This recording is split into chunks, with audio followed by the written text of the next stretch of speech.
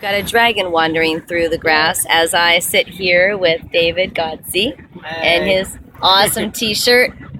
I know my rights. That's right. Do you? And good question.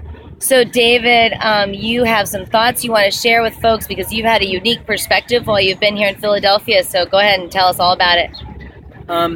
I've been on the streets some. I've been in the convention hall some.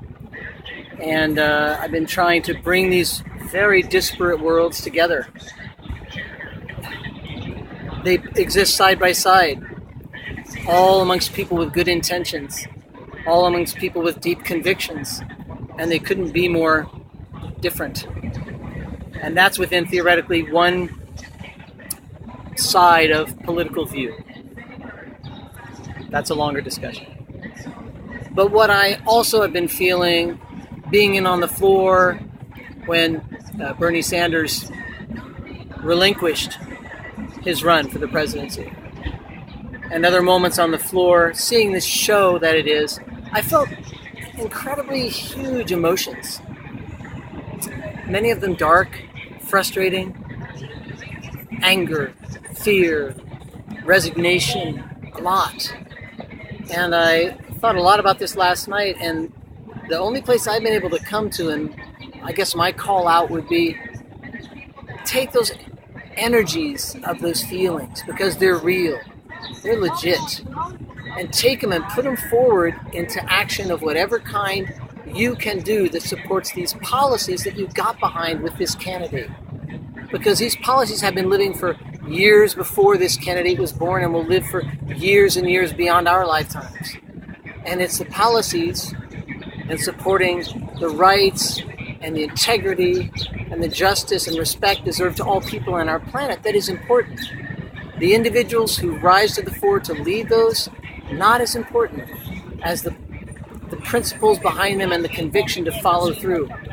So if you surrender, you're not following through.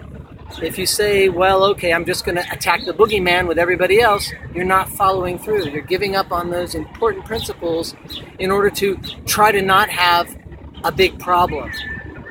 And you're forgetting that the underlying problems are still there. And it's hard to do that, to stick with the underlying issues, because there's a lot of flag waving and a lot of interesting distraction happening. It's like a magician. They say, watch this hand, poof, magic in this hand. So there's a lot of distraction going on right now, so that we don't stay focused on the things that got us involved in this campaign and that are so true in our hearts. We're feeling the anguish because we're afraid they're not going to be met. But we are the ones we're looking for. We are the only ones who can help that happen. And it's a long struggle. I'm sitting here in Philadelphia. No one signed the Declaration and it was a done deal, short war. This took decades and decades, and there were loyalists to the crown all over the place. It was not an easy, quick battle, and this is not. This is a longer and more difficult and more insidious battle we're fighting, because the people wearing the red coats were easy to spot then. Now they wear red ties, blue ties, whatever ties they wear. They wear whatever pantsuits or whatever dresses and costumes they want to wear. It's harder to stick to your principles when so much distraction is being offered you, and that's the challenge. So power to you for doing it if you can. And if you're having a hard time, turn. Reach out to the people who've been there all along this campaign. They're still there. Support each other. Become the new colonial army. Try to colonize justice and fairness. Respect for the planet. Fight for those things. 240 years, we're new. And it's time to remember, not forget. So good luck. Stick to your rights while they're here. Fight on. That's right. Thank you, David. You're welcome.